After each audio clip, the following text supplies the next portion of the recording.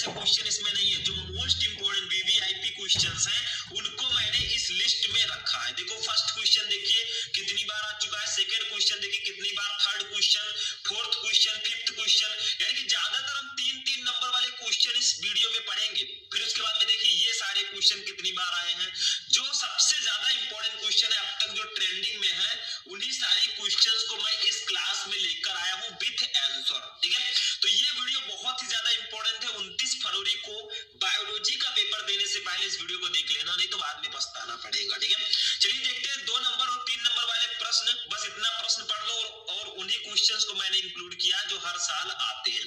तो चलिए एक एक क्वेश्चन को आप स्टेप बाय स्टेप देखते हैं। इस वीडियो को लाइक करना, चैनल पर नए चैनल को सब्सक्राइब कर लेना ताकि ऐसे ही आपको क्लासेस मिलती रहे।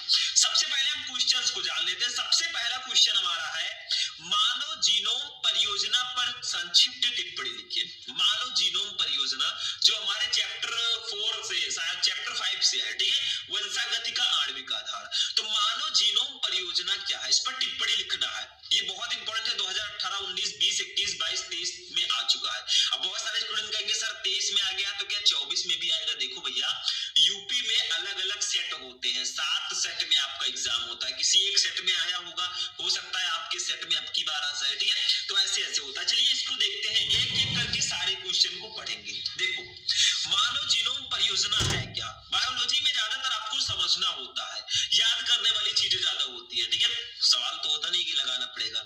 देखो मानव जीनोम परियोजना एक अत्यंत व्यापक स्तर की योजना है जिसके अंतर्गत मनुष्य के जीनोम में उपस्थित समस्त जीनों की पहचान की जाती है।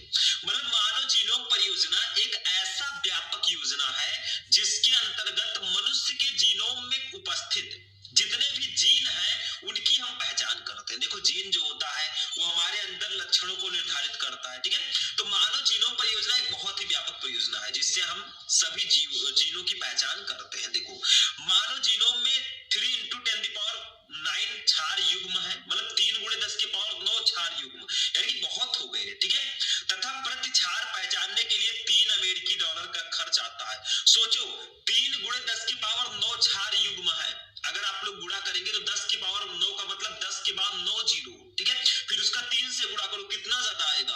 और प्रति क्षार पहचानने के लिए $3 लगते हैं। सोचो कितना रुपया लगेगा। इस प्रकार संपूर्ण योजना पर लगभग $9 मिलियन का खर्च आएगा। अगर पूरी योजना हम करें तो लगभग $9 मिलियन का खर्च आएगा। सोचो $1 में जो है वो 80-82 रुपए होते हैं हमारे इंडिया की दृष्टि से, और $9 मिलियन है यानी कि $90 लाख। ठीक है, सॉरी $9 मिलियन, हाँ $90 लाख। ठीक है, तो इतना खर्च आएगा। ज्ञात अनुक्रमों का संग्रह करने के लिए 1000 पृष्ठों की लगभग 3300 पुस्तकों की आवश्यकता होगी।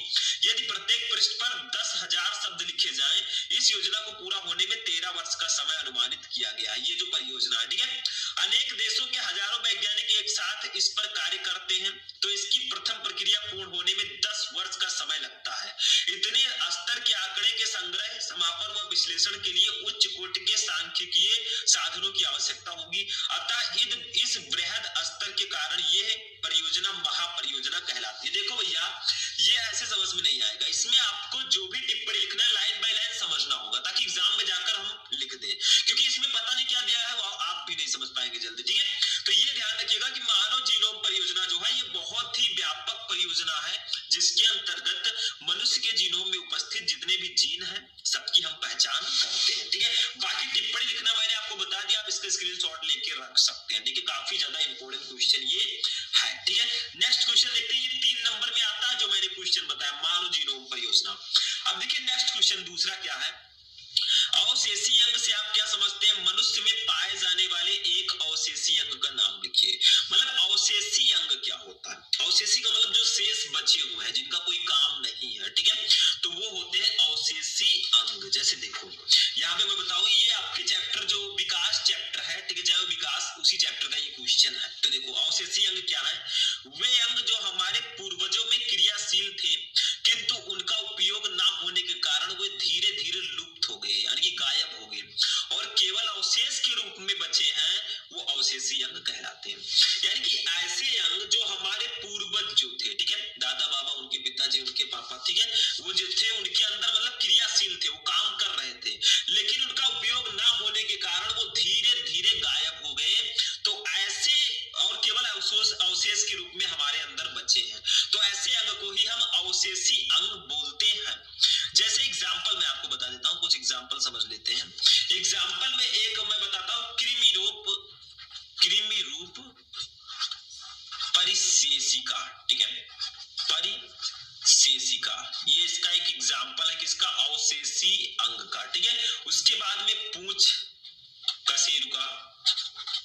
कुछ कशेरुका, ठीक है, आदि। ठीक, तो ये इसके एग्जाम्पल है, क्रीम रूप परसेस का जो अपेंडिक्स होता है और पूछ कशेरुका। ठीक है, जैसे पहले क्या है, ऐसा माना जाता है कि जो हमारे पूर्वज से बहुत पहले की बात है, 1000-2000 साल पहले की, तो ऐसा माना जाता है कि उनमें पूछ भी पाया जाता था, जो अब शायद हमारे अंदर नहीं है। ठीक है, और होता भी तो लोग हंसते हंसते पागल हो जाते हैं। तो इसीलिए कहा गया है कि पुच्छ कशेरुका भी हमारे अंदर पाई जाती है, जो पहले हमारे पूर्वजों में थी, लेकिन अब उसका यूज नहीं किया गया, धीरे धीरे वो गायब हो गया। ठीक है, हम लोग के अंदर नहीं है। ठीक, तो ये आपका होगा अवशेषीय अंग, वो सिर्फ अवशेष के रूप में बचे हैं, मतलब बहुत छोटा सा कुछ होगा। तो ऐसे पहले जब थे पूर्वजों में तो ऐसा था, क्योंकि गौरिल्ला ऐसा कहा जाता है कि उससे हमारी उत्पत्ति, गौरिल्ला जो है वो भी हमारे पूर्वज थे, तो उसमें पूछ पाया जाता है। ठीक है, तो ऐसा इसमें जैव विकास चैप्टर में माना गया है। तो ये अवशेषीय अंग होंगे जो हमारे पूर्वजों में क्रियाशील थे, उनमें थे, और धीरे धीरे उसका यूज हमने नहीं किया, वो धीरे धीरे गायब हो गए। तो इसी को हम अवशेषीय अंग कहेंगे, क्योंकि वो सिर्फ अवशेष के रूप में ही हमारे अंदर बचे हैं। ठीक है, नेक्स्ट क्वेश्चन देखते हैं इसी चैप्टर से, जो 3 नंबर में आता है, काफी ज्यादा इंपॉर्टेंट है। देखिए क्वेश्चन क्या है कि डार्विन के प्राकृतिक वर्णवाद या चयनवाद पर संक्षिप्त टिप्पणी लिखिए। ये बहुत ही ज्यादा इंपॉर्टेंट क्वेश्चन है, और ये हमारे जैव विकास चैप्टर का ही क्वेश्चन है। मतलब डार्विन के प्राकृतिक वर्णवाद या चयनवाद पर संक्षिप्त टिप्पणी लिखना है।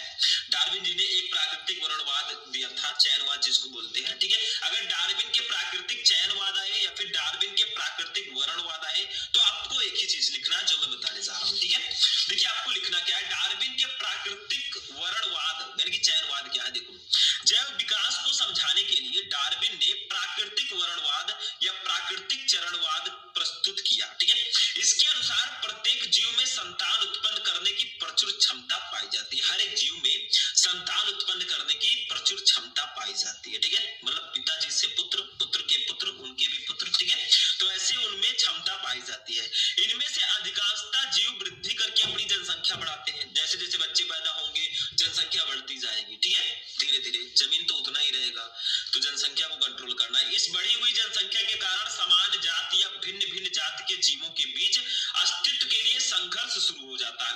मतलब जैसे जैसे जनसंख्या बढ़ेगी भैया, पहले किसी के पास ज्यादा संपत्ति थी, उनके 2-3 बच्चे हुए, संपत्ति कम हुई, फिर उनके बच्चे हुए, फिर संपत्ति कम हुई। तो ऐसे होता क्या है कि इस बढ़ी हुई जनसंख्या के कारण समान जाति, एक ही जाति में या भिन्न भिन्न जाति के जीवों के अस्तित्व के लिए संघर्ष शुरू हो जाता है। लड़ाई झगड़े शुरू हो जाते हैं, भैया ये मेरा है, वो मेरा है, ऐसा है वैसा है। ठीक है, तो ऐसा मतलब जो हमारे नॉर्मल लाइफ में हो रहा है वही इसमें लिखा है। मतलब धीरे धीरे सबके अंदर संतान उत्पन्न करने की क्षमता पाई जाती है। ठीक है, इसमें से अधिकांश जीव वृद्धि करके अपनी जनसंख्या बढ़ाते हैं। जितने बच्चे पैदा होंगे, धीरे धीरे उनके बच्चे, बच्चे के बच्चे, और आगे चलकर जनसंख्या काफी ज्यादा बढ़ जाएगी। ठीक है, इस बढ़ी हुई जनसंख्या के कारण समान जाति या भिन्न भिन्न जाति, मतलब हो सकता है कि एक ही घर में झगड़ा लड़ाई हो, या फिर अलग अलग घरों से हो, या अलग अलग गांवों से हो, संपत्ति के कारण या किसी भी चीज के लिए, तो संघर्ष शुरू हो जाता है। ठीक है, ये संघर्ष प्रायः समान आवश्यकताओं के लिए होता है, सबको आवश्यकता के लिए। मतलब पैसा, भाई पैसा होगा तभी, बिल्कुल, जब तक है आपके पास पैसा, लोग पूछेंगे भाई है तू कैसा। ठीक है, क्योंकि पैसे के लिए जमीन भी पैसे से ही मिलता है। ठीक है, तो संघर्ष में वे जीव, देखिए ये संघर्ष प्रायः समान आवश्यकताओं के लिए होता है, अपनी अपनी आवश्यकता पूरा करने के लिए ये झगड़ा लड़ाई होता है। ठीक है, संघर्ष में वे जीव ही जीतते हैं जिसमें सामान्य जीवों से हटकर कुछ अलग विभिन्नताएं पाई जाती हैं, और इस लड़ाई में वही जीव जीतेंगे जिसमें सामान्य जीवों से हटकर कुछ अलग विभिन्नताएं पाई जाएंगी। मैं लड़ाई जो है, यहाँ पे लड़ाई नहीं हो रही है, लेकिन मैं एज अ कंपैरिजन बता रहा हूँ। ठीक है, वही लोग जीतेंगे। जैसे हमारे यहाँ मतलब किसी से भी लड़ाई होता है तो वही लोग जीतते हैं जिनके यहाँ आदमियों की संख्या ज्यादा होती है लड़ाई झगड़ा करने में। ठीक है, और यहाँ पे क्या होगा, ये संघर्ष में वही जीव जीतते हैं जिसमें सामान्य जीवों से हटकर कुछ अलग विभिन्नताएं पाई जाती हैं। ये विभिन्नताएं आनुवंशिकी होती हैं और प्रकृति द्वारा जीवों में उत्पन्न होती हैं। सारी चीजें जो हमारे नॉर्मल लाइफ में होती है हम सबके साथ, वही इन्होंने प्राकृतिक वर्णवाद या चयनवाद में बताया। इस प्रकार विभिन्नताओं से युक्त जीव ही आने वाली पीढ़ियों में जीवित रहते हैं। ये जीव वातावरण में होने वाले परिवर्तनों को सहन करने में समर्थ होते हैं। यही सारी चीजें बताई गई है कि मनुष्य जो है वो संतान उत्पन्न करने की क्षमता रखता है, धीरे धीरे वृद्धि होती है। ठीक है, अधिकांश जीव वृद्धि करते हैं, जनसंख्या बढ़ाते हैं। बढ़ी हुई जनसंख्या के बीच क्या होता है, एक ही जात में अलग अलग जात में अपने अस्तित्व को बनाए रखने के लिए संघर्ष शुरू हो जाता है। संघर्ष क्यों होता है, अपनी आवश्यकताओं के लिए होता है। वही जीव इसमें जीते हैं जो विभिन्नताओं, जो कुछ हटकर करते हैं। ठीक है, बस यही सब दिया गया है। ठीक,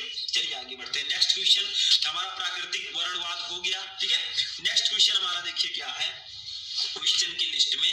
देखिए क्या है, रोग जनक क्या है, ये काफी इंपॉर्टेंट क्वेश्चन है और ये हमारे मानव स्वास्थ्य एवं रोग चैप्टर का क्वेश्चन है, बहुत ही ज्यादा इंपॉर्टेंट है। ठीक है, मतलब रोग जनक क्या होते हैं इसके बारे में आपको बताना है। रोग जनक का मतलब क्या होता है, जो रोग पैदा करते हैं। ठीक है, जैसे एक होता है वाहक और एक होता है रोग जनक। रोग जनक वो होते हैं, देखिए रोग जनक मतलब रोग को जन्म देने वाला। ठीक है, तो रोग जनक नाम से स्पष्ट है।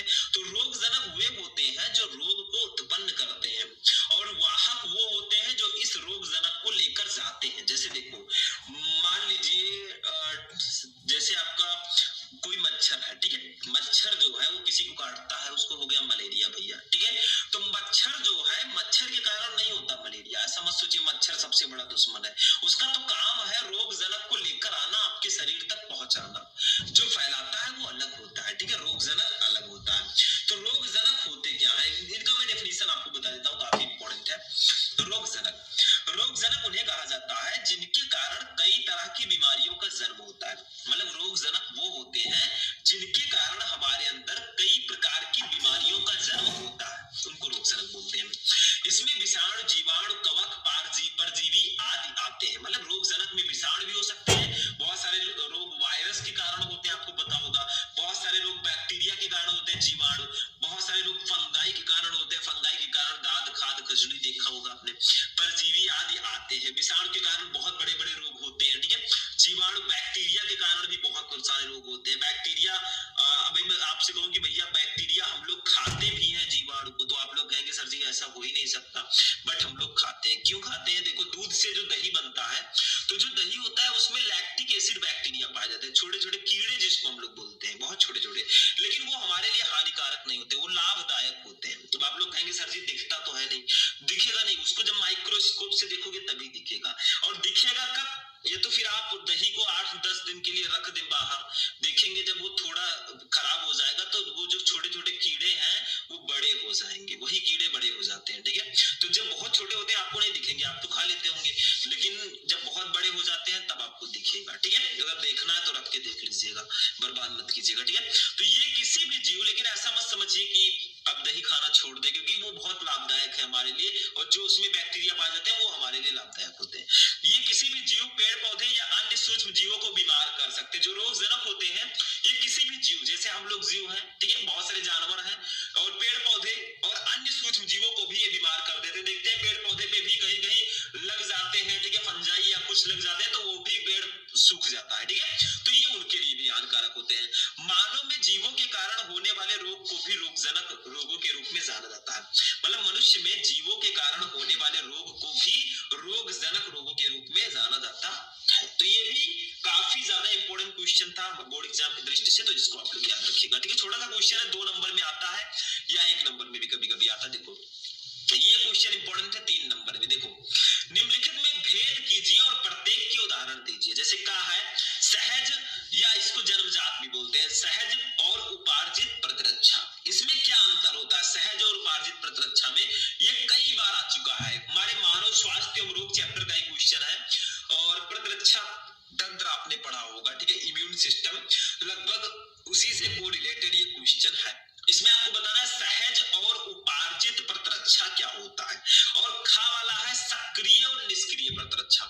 दोनों अलग अलग आते हैं और ये दोनों एक में भी आ सकते हैं 5 नंबर में। तो सबसे पहले सहज और उपार्जित प्रतिरक्षा को पढ़ लेते हैं। सहज का मतलब जन्मजात भी होता है। देखो इधर सहज प्रतिरक्षा, इधर उपार्जित प्रतिरक्षा। देखो सहज प्रतिरक्षा एक प्रकार की अविशिष्ट प्रतिरक्षा है।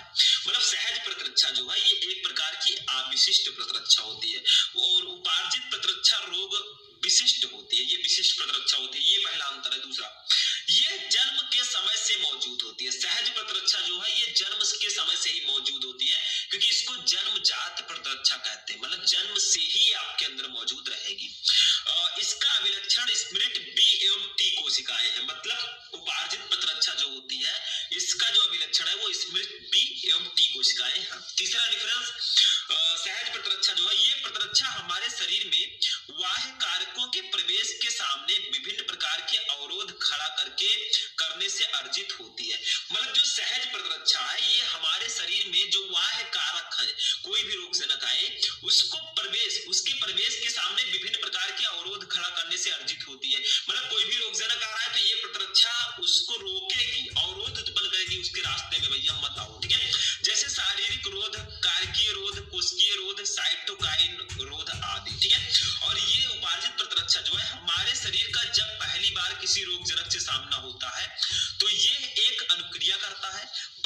उसी रोगजनक से सामना होने पर बहुत ही उच्च तीव्रता का द्वितीयक अनुक्रिया होती है, ये स्मृति पर आधारित होती है। ठीक है, उदाहरण देखो, सहज प्रतिरक्षा का मानव में त्वचा रोगाणुओं के शरीर में प्रवेश को रोकती है। ठीक है, मुंह की लार, आंखों के आंसू रोगाणुओं की वृद्धि को रोकते हैं।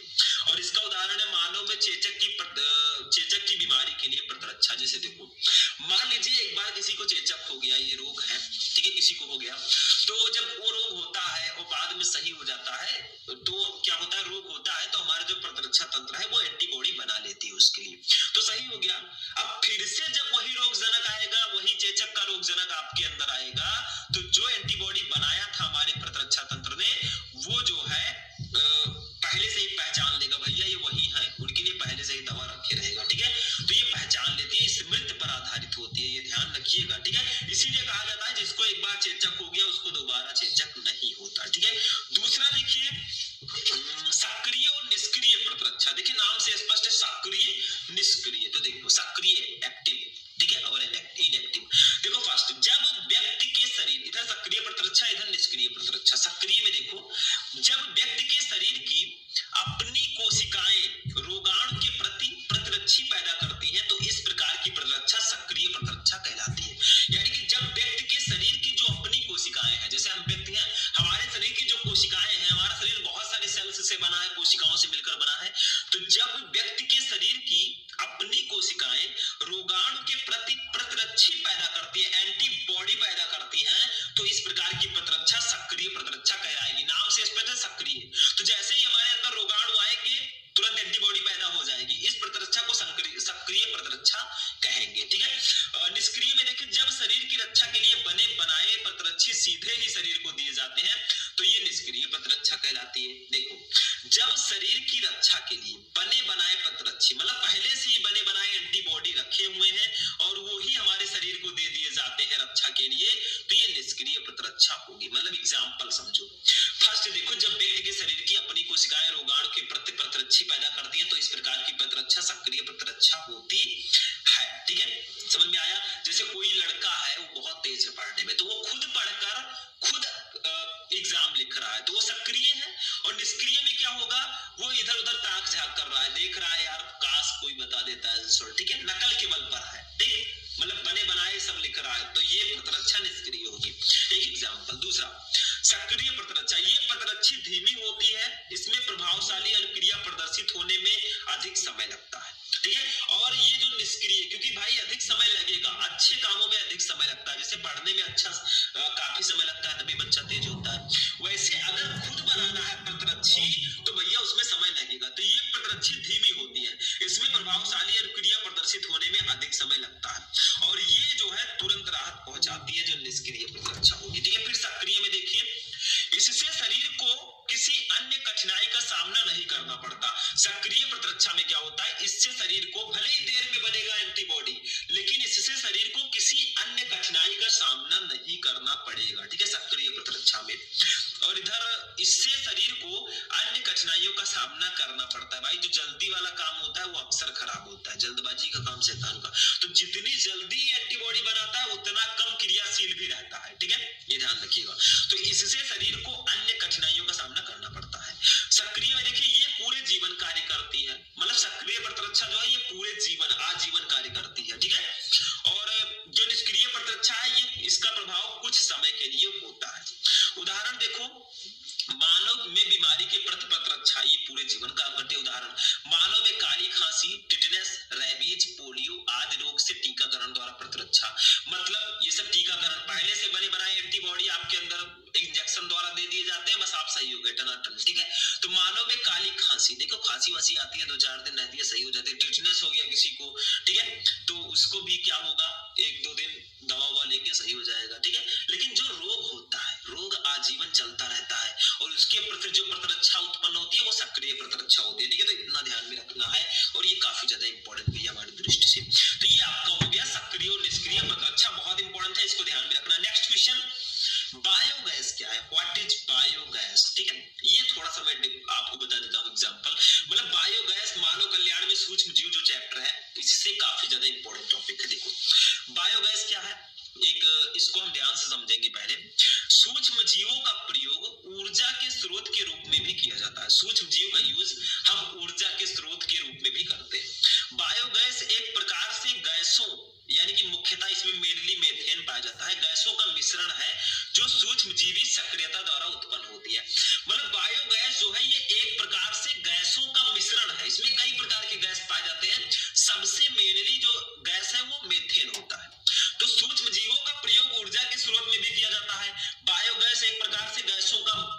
जो सूक्ष्मजीवी सक्रियता द्वारा उत्पन्न होता है।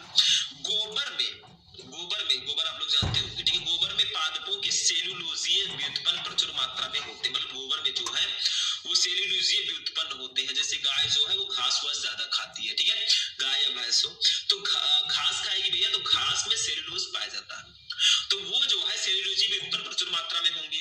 अतः इसका प्रयोग बायोगैस को पैदा करने में किया जाता है। गोबर का प्रयोग बायोगैस को पैदा करने में किया जाता है। पहले क्या होता था, बहुत पहले की बात है, वो क्या है कि गोबर के द्वारा लाइट भी उत्पन्न कर देते थे लोग, ठीक है। कैसे, मतलब गोबर है, मैंने कहा कि सूक्ष्म जीवों का प्रयोग ऊर्जा के स्रोत में भी किया जाता है। गोबर के द्वारा जो है वो क्या भूल गए नाम हम, ठीक है, वो बना देते थे, ठीक है, गोबर गैस, तो वो ऐसा नाम था कुछ, बायोगैस हम यहाँ पे पढ़ा रहे हैं।